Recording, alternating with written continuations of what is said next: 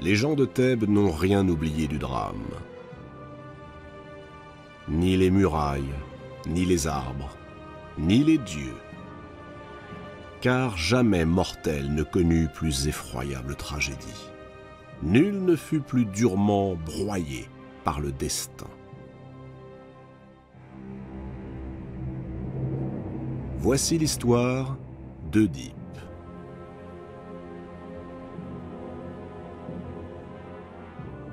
Lorsque le roi de Thèbes, Labdacos le boiteux, vint à mourir, son fils Laios n'était âgé que d'1 an. On aurait pu confier l'enfant à un tuteur, nommé un régent. Mais 2 imposteurs firent main basse sur le trône de Thèbes et chassèrent le jeune Laios. Laios trouva refuge en Élide, auprès du roi Pélops. 18 années passèrent.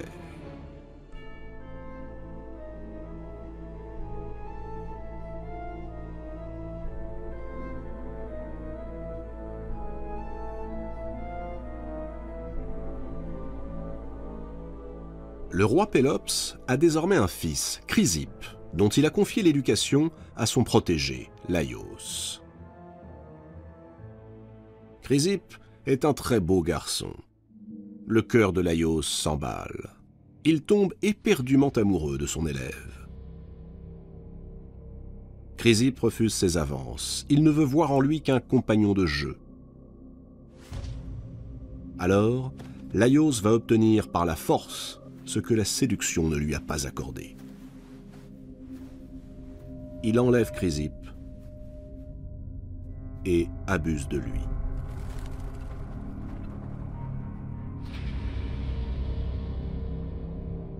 Laios ne viole pas seulement l'intégrité du jeune garçon, il viole les lois sacrées de l'hospitalité et il trahit la confiance que le roi Pélops a placée en lui.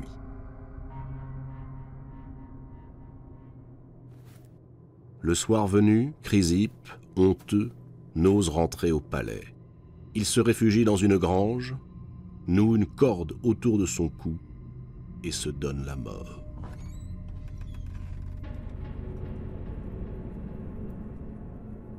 Lorsque le roi Pélops découvre le cadavre de son fils, il appelle sur Laios la malédiction des dieux. Sur Laios et sur tous ses descendants, que jamais la lignée de Laios ne puisse se perpétuer, qu'elle soit vouée à l'anéantissement.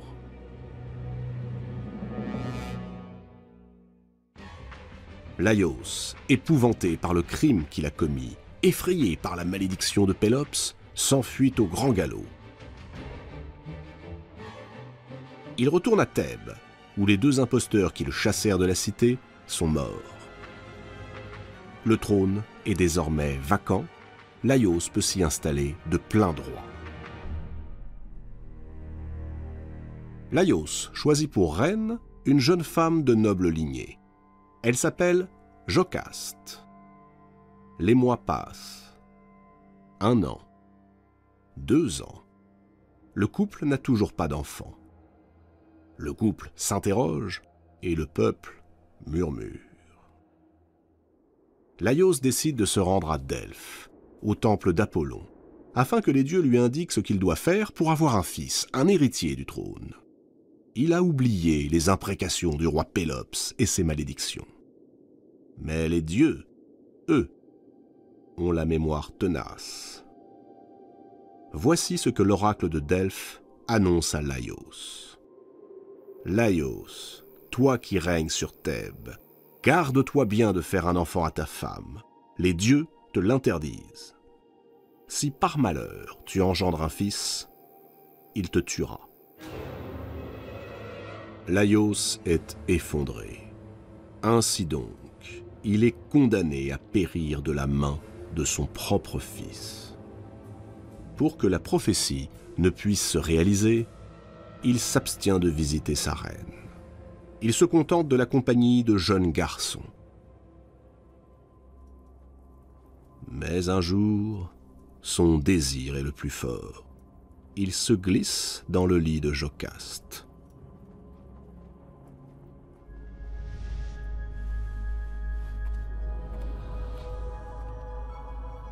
Neuf mois plus tard, un enfant vient au monde, c'est un fils. Et le souvenir de l'oracle revient à sa mémoire. Si par malheur tu engendres un fils, il te tuera.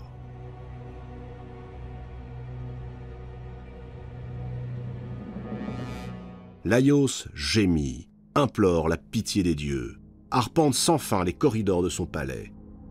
Il cherche une issue, une manière de détourner le sort et de faire mentir la prophétie. Tuer l'enfant de ses propres mains? Impensable, non. Les dieux redoubleraient de colère. Soudain, lui vient une idée. Il fait venir à lui un berger et lui donne l'ordre d'emmener le nouveau-né au cœur de la montagne et de l'abandonner afin qu'il soit dévoré par les bêtes sauvages. Pour être certain que l'enfant ne pourra s'échapper, il ordonne qu'on lui perce les chevilles avec une tige de fer, lui sectionnant ainsi les tendons.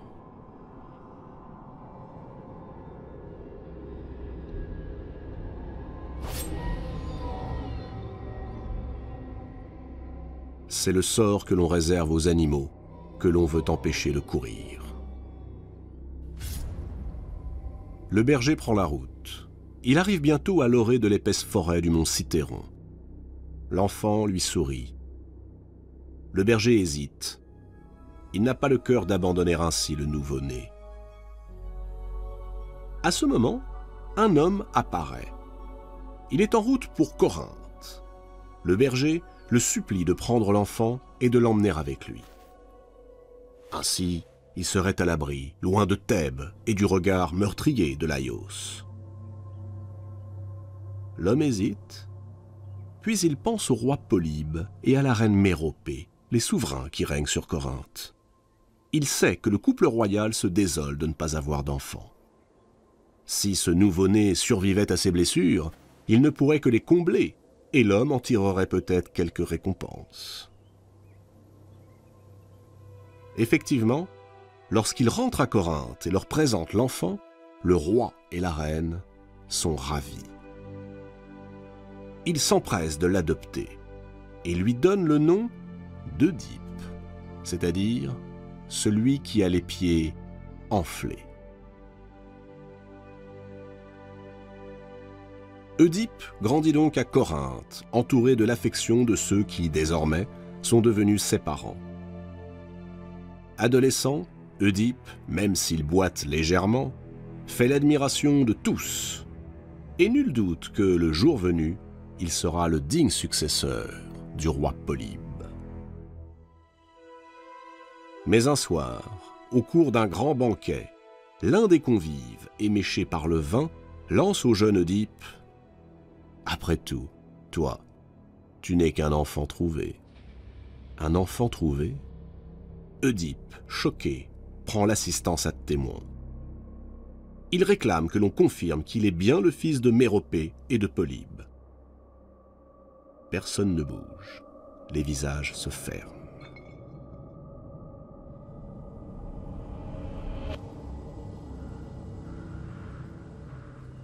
Œdipe se précipite chez son père. Il exige la vérité. Polybe, embarrassé, le rassure comme il peut. Pour lui, Œdipe est bel et bien son fils, quelles que soient les conditions de sa naissance. Mais ces explications imprécises laissent le jeune homme plus désemparé encore. Tant pis, les dieux, eux, sauront lui dire la vérité. Œdipe part pour Delphes et interroge l'oracle. De qui est-il véritablement le fils? Or cela, l'oracle ne lui dira pas. Au contraire, la grande prêtresse, la Pythie, lui annonce le plus effroyable et le plus lamentable des destins. Tu tueras ton père et tu coucheras avec ta mère. Horrifié, le jeune homme choisit de ne plus rentrer à Corinthe. Il veut fuir le plus loin possible, mettre la plus grande distance entre ses parents qu'il chérit tendrement et lui, afin que ne puisse se réaliser cette terrible prophétie.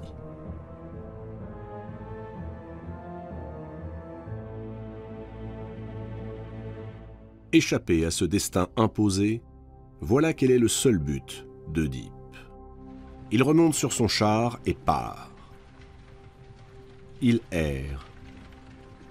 On le voit traverser des villages, silhouette fantomatique, indifférent à tout. Il n'a plus de patrie, plus de terre. Il n'est plus rien. Un jour, parvenu au carrefour de 3 routes qui mènent à Delphes, le char d'Œdipe croise celui d'un homme âgé. Un homme âgé qui n'est pas sans une certaine allure. À ses côtés se tient un serviteur. À cet endroit, le chemin est bien trop étroit pour que 2 chars puissent passer de front. Le cavalier, impatient, ordonne à Œdipe de lui céder le passage. Œdipe n'a même pas le temps de discuter, l'homme lance son équipage sur lui.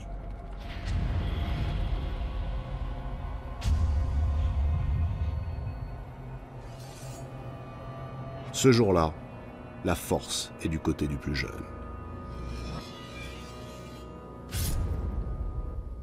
Œdipe saisit son glaive et le plonge dans les entrailles de son adversaire. Tout s'est passé si vite que le serviteur, médusé, n'a pas eu le temps d'intervenir. Craignant d'être tué à son tour, il s'enfuit en courant. Il court jusqu'à sentir ses poumons éclater et ne relâche ses efforts qu'une fois à l'abri des murailles de sa ville, Thèbes. Là, il tombe à genoux et annonce la nouvelle. Le roi Laios, vient d'être assassiné. Ce malheur est venu accroître le climat de terreur qui règne depuis des années sur la ville. En effet, non loin des portes de Thèbes, une créature monstrueuse s'est installée sur un promontoire. Il s'agit de l'une des pires divinités des enfers, un sphinx. Le sphinx possède une tête de femme, des seins, mais un corps et des pattes de lionne, surmontés de 2 ailes griffues. À chaque voyageur qui passe par là, le sphinx pose une question, toujours la même. Nul ne parvient à y répondre. Tous sont aussitôt dévorés. Œdipe, toujours errant le long des routes, arrive à Thèbes. Il est frappé par le climat morbide qui règne sur la ville. Les habitants vont et viennent, le regard éteint, triste. Il interroge un passant qui lui explique que Laios mort, la régence a été confiée à Créon, son beau-frère. Créon a promis la main de Jocaste, sa sœur, et donc le trône, à quiconque délivrerait Thèbes de l'emprise du sphinx. Œdipe se dit qu'il tient là une belle opportunité de mettre un terme à son errance, en conquérant à la fois une reine et un trône. Il décide d'affronter le sphinx.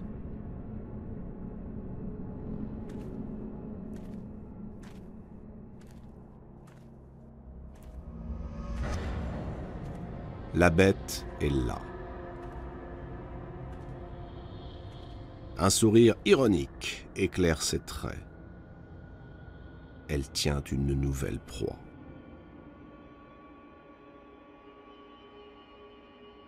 « Je t'écoute », lance Œdipe. Le sphinx pose alors sa question. Quel animal a 4 pattes le matin, 2 à midi et 3 le soir? Œdipe réfléchit. Sa vie, qu'il risque à présent de perdre, défile sous ses yeux. Un long moment s'écoule. Sans trembler, Œdipe répond enfin. L'homme. Enfant, il a 4 pattes, puisqu'il rampe sur le sol à l'aide de ses pieds et de ses mains. Adulte, il en a 2, puisqu'il se tient debout. Devenu vieux, Il en a 3, puisqu'il s'appuie sur un 3e pied, une canne. Le sphinx réprime un brusque sursaut. Oedipe croit apercevoir dans son œil comme une étincelle. Il est vaincu.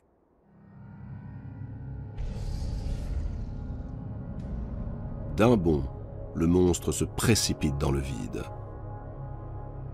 et va s'écraser sur les rochers.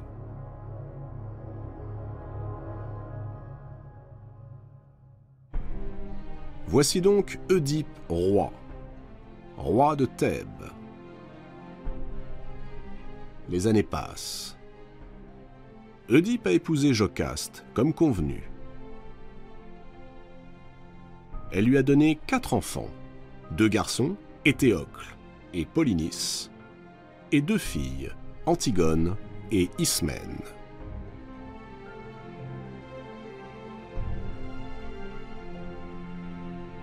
Oedipe a désormais l'âge de cet homme qu'il avait tué un jour, à la croisée des chemins. C'est alors que survient sa dernière épreuve, la plus terrible. Une maladie abominable s'est répandue sur Thèbes. Elle frappe indistinctement les jeunes et les vieux. Les femmes accouchent d'enfants mort-nés. Le peuple implore Oedipe, le supplie de le sauver. Lui qui a su triompher du sphinx saura sûrement les débarrasser de ce fléau. Oedipe part à nouveau pour Delphes. L'oracle saura peut-être l'éclairer sur les raisons de ce mystérieux mal. Or, l'oracle répond ceci à Oedipe. Si la peste s'est abattue sur la ville, c'est parce que ses murs abritent un assassin, le meurtrier du roi Laios. Tant qu'il ne sera pas trouvé et chassé hors des murs, le mal continuera de s'étendre jusqu'à la dévastation totale.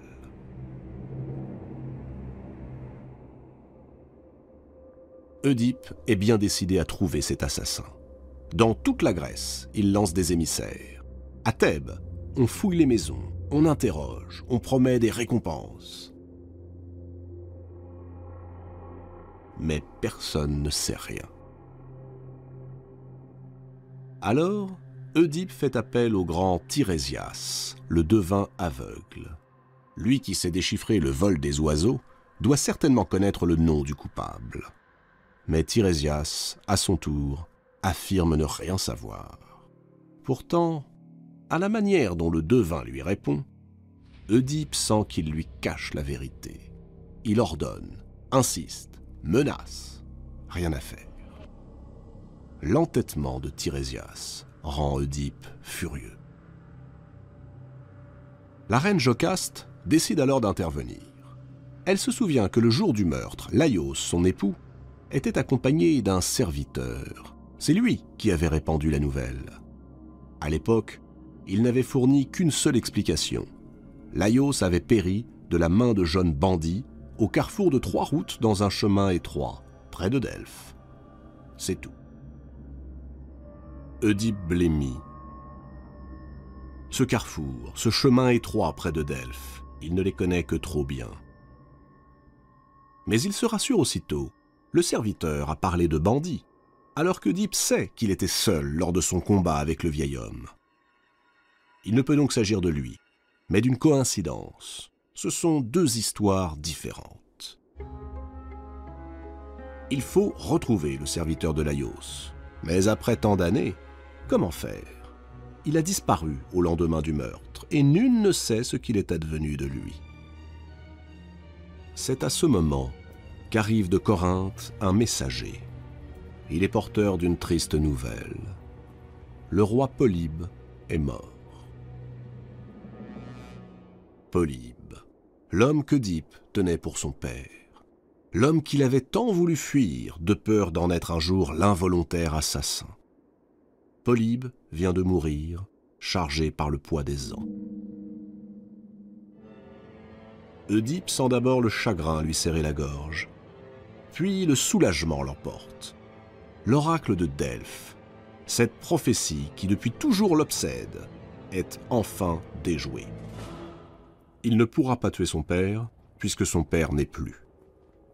mais son soulagement est de courte durée. Le messager poursuit. « Roi Oedipe, la mort de Polybe me délivre du serment qu'autrefois je lui fis, et je puis enfin avouer la vérité. Polybe et Méropée n'étaient pas tes parents. » Oedipe est atterré. L'homme poursuit. « C'est moi qui t'ai recueilli jadis. C'est moi qui t'ai remis au couple royal. Toi, l'enfant aux talons percés. » La voix tremblante, Oedipe questionne. « Mais cet enfant, qui te l'a remis ?» Au même instant, un vieux berger vêtu de haillons fend la foule et s'approche. Sa vue est basse et sa voix n'est plus qu'un murmure.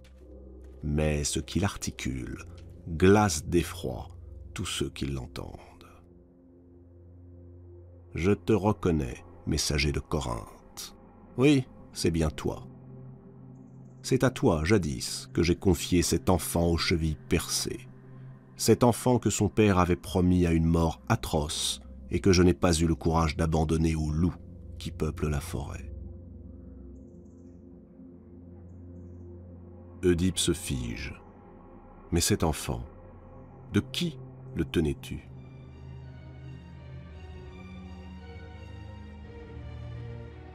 Le vieux berger fixe Oedipe de ses yeux usés et laisse tomber d'une voix sourde.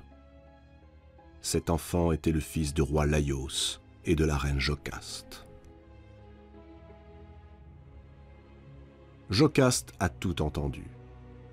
Elle est prise de vertige. Tout est clair à présent.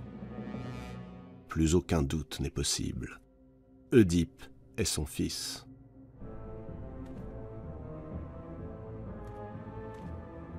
Ainsi, tout est fini. Alors qu'il avait tout mis en œuvre pour lui échapper, l'oracle de Delphes s'est accompli. L'infortuné Oedipe a bel et bien tué son père et épousé sa mère. Oedipe cherche Jocaste des yeux. Elle n'est plus là. Pris d'un terrible pressentiment, il se précipite vers le palais. Il pénètre dans la chambre de la reine. Jocaste est là, morte. Elle s'est pendue. Alors, Oedipe, l'âme et le cœur brisés, arrache les agrafes d'or qui ornent le vêtement de sa mère. Une expression sauvage anime ses traits. On voit sur sa figure la colère, la violence, l'emportement et la cruauté d'un bourreau. Il pousse un hurlement.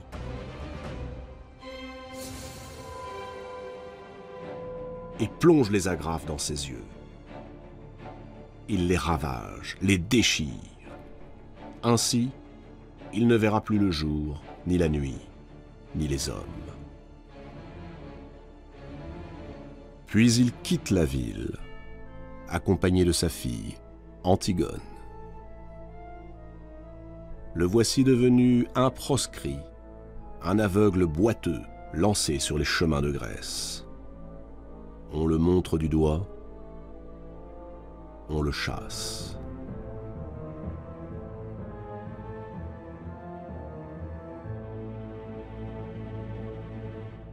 Oedipe est-il coupable ?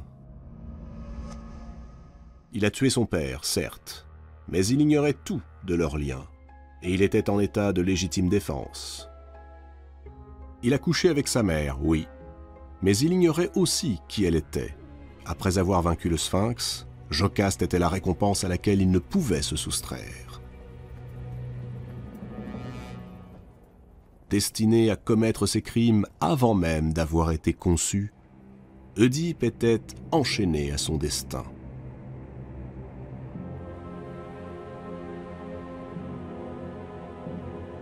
Rien n'aurait pu l'en détourner, sinon la mort.